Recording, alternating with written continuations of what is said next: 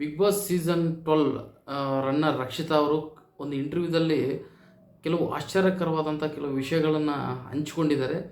ಅದು ಏನಂತಂದರೆ, ಮನೆಯವರು ಗಿಲ್ಲಿನ ರಕ್ಷಿತನ ಯಾವ ಥರ ಟ್ರೀಟ್ ಮಾಡ್ತಿದ್ರು, ಅವ್ರನ್ನ ಯಾವ ಥರ ನೋಡ್ತಾ ಇದ್ದರು ಅನ್ನೋದನ್ನು ಹಂಚ್ಕೊಂಡಿದ್ದಾರೆ. ನಿಜವಾಗಲೂ ತುಂಬ ಕುತೂಹಲ ಇದೆ ಅವರು ಹೇಳ್ತಿರುವಂಥ ವಿಷಯಗಳಲ್ಲಿ.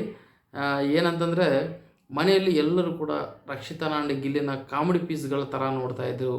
ಅವ್ರನ್ನು ಸರಿಯಾಗಿ ಟ್ರೀಟ್ ಮಾಡ್ತಿದ್ದಿಲ್ಲ, ಅವ್ರನ್ನ ಕೀಳು ಮಟ್ಟದಲ್ಲಿ ನೋಡ್ತಾಯಿದ್ರು ಎಲ್ಲ ಕಂಟೆಸ್ಟೆಂಟ್ಸು. ಇವರೆಲ್ಲಿ ಗೆಲ್ತಾರೆ ಬಿಡು, ಇವರೆಲ್ಲರೂ ಕಾಮಿಡಿ ಪೀಸ್ಗಳ ಥರ ಇದ್ದಾರಾ ಅನ್ನೋ ಥರ ಎಲ್ಲರೂ ಕೂಡ ಇವರಿಬ್ಬರನ್ನ ನೋಡ್ತಾ ಇದ್ರಂತೆ. ಅಷ್ಟೇ ಅಲ್ಲದೆ ಪ್ರತಿ ಒಂದು ಸಲನೂ ಇವರು ಇಬ್ಬರನ್ನ ಕಂಪಲ್ಸರಿ ನಾಮಿನೇಟ್ ಮಾಡ್ತಾಯಿದ್ರು, ಟಾರ್ಗೆಟ್ ಮಾಡಿ.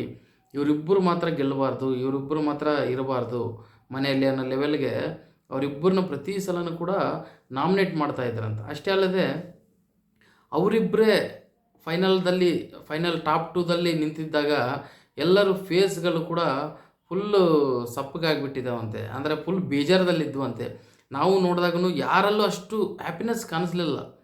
ಗಿಲ್ಲಿ ಗೆದ್ದಾಗಲಿ, ಅವರಿಬ್ಬರು ಟಾಪ್ 2 ಇದ್ದಾಗಲಿ, ಉಳ್ಕಿದ ಕಂಟೆಸ್ಟೆಂಟ್ಸ್ ಎಲ್ಲರೂ ಇವರೆಲ್ಲರನ್ನು ಯಾವ ಲೆವೆಲ್ದಲ್ಲಿ ಕೀಳು ಮಟ್ಟದಾಗ ನೋಡಿದ್ದಾರೆ ಅನ್ನೋದನ್ನು ಲಾಸ್ಟ್ ಫೈನಲ್ ಎಪಿಸೋಡ್ ಏನೈತಲ್ಲ ಅದನ್ನು ನೋಡಿದ್ರೇ ಗೊತ್ತಾಗುತ್ತೆ.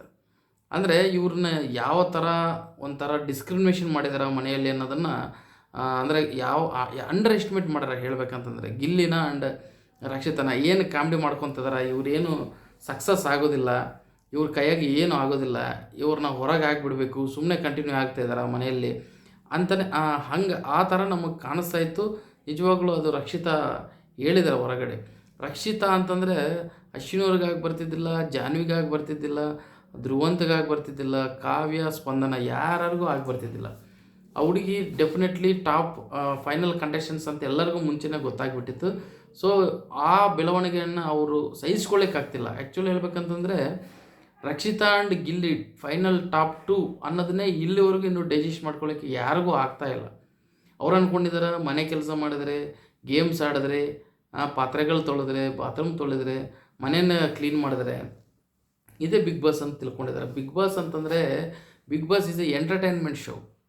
ಯಾರು ಎಂಟರ್ಟೈನ್ಮೆಂಟ್ ಮಾಡ್ತಾರೋ ಜನರು ಅವ್ರನ್ನ ಮುಂದಕ್ಕೆ ಕಳಿಸ್ತಿರ್ತಾರೆ ಅಷ್ಟೇ ಹೊರತು ಮನೆಯಲ್ಲಿ ಕೆಲಸಗಳು ಮಾಡಿ ಟಾಸ್ಕ್ಗಳು ಮಾಡಿದರೆ ಅವ್ರು ವಿನ್ ಆಗ್ತಾರೆ ಅನ್ನೋದು ಸುಳ್ಳು.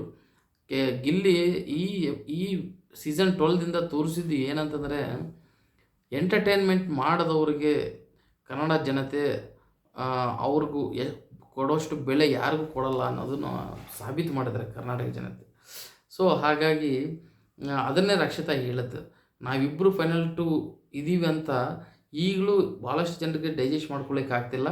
ಆ್ಯಂಡ್ ಅವ್ರ ಮುಖಗಳು ನಾವು ಕಿಚ್ಚ ಸುದೀಪ್ ಸರ್ 2 ಕೈಯಲ್ಲಿ ನಮ್ಮ ಕೈಗಳಿದ್ದಾಗ ಯಾರೂ ಡೈಜೆಸ್ಟ್ ಮಾಡ್ಕೊಳ್ಳೋಕ್ಕಾಗ್ತಿಲ್ಲ. ಆ್ಯಂಡ್ ಅವರು ಫೇಸ್ಗಳೆಲ್ಲ ತುಂಬ ಡಿಸಪಾಯಿಂಟ್ಮೆಂಟ್ ಕಾಣಿಸ್ತೈತೆ ಅವ್ರ ಫೇಸ್ಗಳೆಲ್ಲ ಅಂತ ಹೇಳಿ ರಕ್ಷಿತಾ ಅವರು ಹೇಳ್ಕೊಂಡಿದ್ದಾರೆ. ಇದು ನಿಜವಾಗ್ಲೂ ಸತ್ಯ ಅಂತಲೂ ನನಗೂ ಅನಿಸಿತ್ತು.